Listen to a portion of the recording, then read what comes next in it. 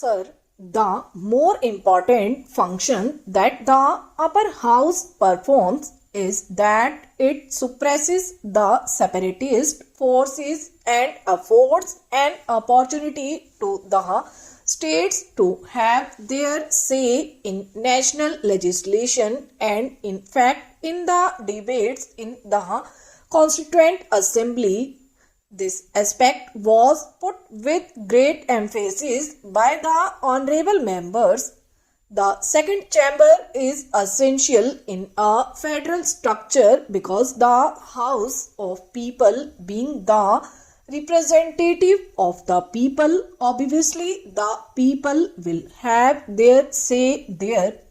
But the states also should have a say of their own in a democratic constitution, and the Rajya Sabha being a council of states, obviously the states will have a say, and in our constitution we have recognized the importance of the voice of the states because certain constitutional amendments cannot go through unless they are passed by the majority of the states. Therefore, in our democracy, people are the main criteria, but the opinion of the majority of the states on important issue is also an important factor.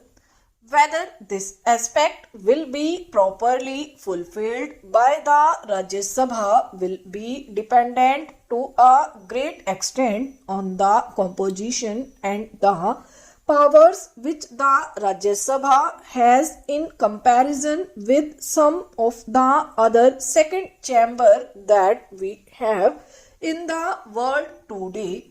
For example, the most powerful second chamber in the world today, everyone will have to agree, is the Senate of the United States.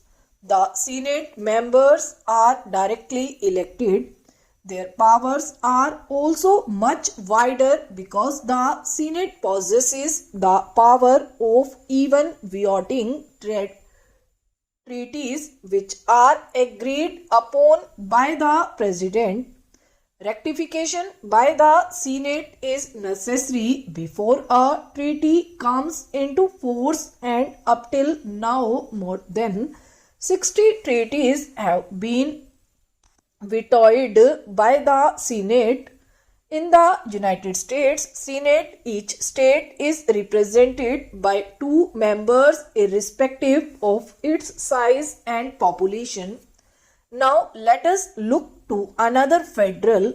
In Australia, the Senate is not as powerful as that of the USA. There are 50 senators and they are elected 10 each from the 5 states. Therefore, irrespective of the size of the population, uniformity is maintained there also of all the senates. Same is the case in Switzerland also, where each state has 2 members. In Russia, where in spite of the divergence and composition of the population and the area, 25 deputies are there from each republic. The only country where this principle is not followed is Canada, and we are following to a certain extent that pattern.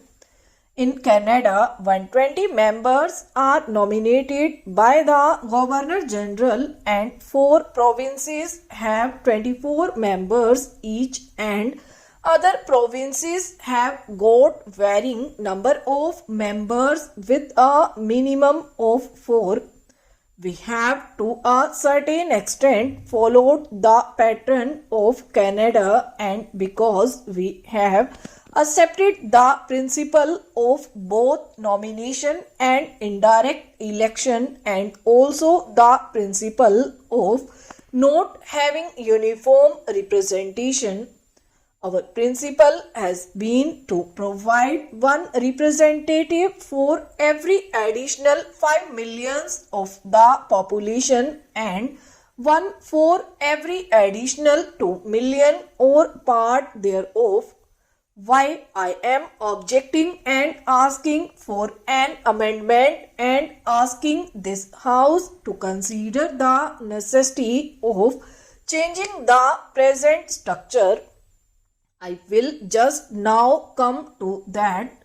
In the House of the people, obviously the House being representatives of the people, the populous states will have more representatives. Nobody can deny it, and that should be the first and basic principle. But unless there is another chamber where the smaller states may feel that they are not overwhelmed by the populous states, I think to a certain extent situation arise some day when the smaller states may feel that their problems are not being discussed in the proper perspective as it should be discussed. Obviously, at this moment, I will concede that not only the quantity but quality also counts. But in a democracy, the number also counts very much. Nobody can deny, and in fact, this is one of the reasons probably which prompted all other federal democratic countries like the United States, Russia and Switzerland to have uniformity of the number representing their states. In the United States, we find that the Senate and House of Representatives try to strike a balance of conflicting interests through different compositions conflicting with one another.